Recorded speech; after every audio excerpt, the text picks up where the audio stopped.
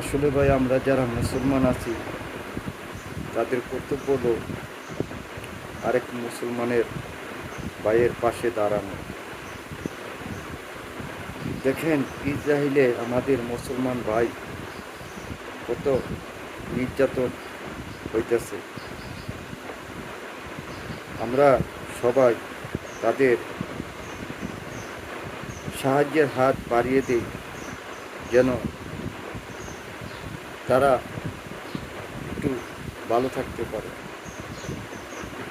ভাই আমার সামর্থ্য নাই, কিন্তু আপনারা সবাই যদি সহযোগিতা করেন তাহলে আমাদের এই সহযোগিতা মিলেমিশে কিছু পাঠানোর জন্য ব্যবস্থা করতে পারি আমরা।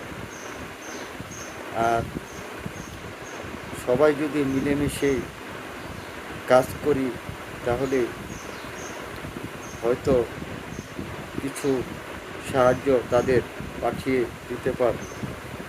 আর মুসলমান ভাইদের সবাইকে বলছি, ইসরায়েলের যা পুণ্য আছে আপনারা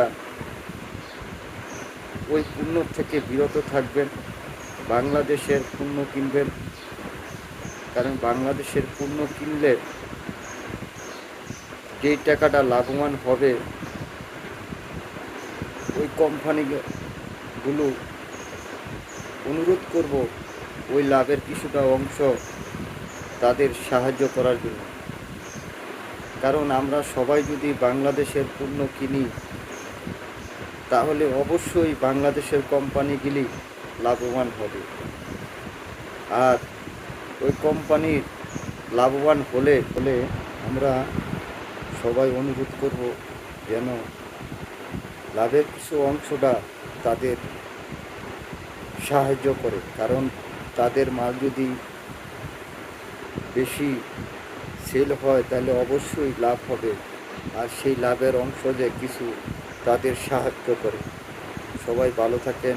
আল্লাহ হাফেজ।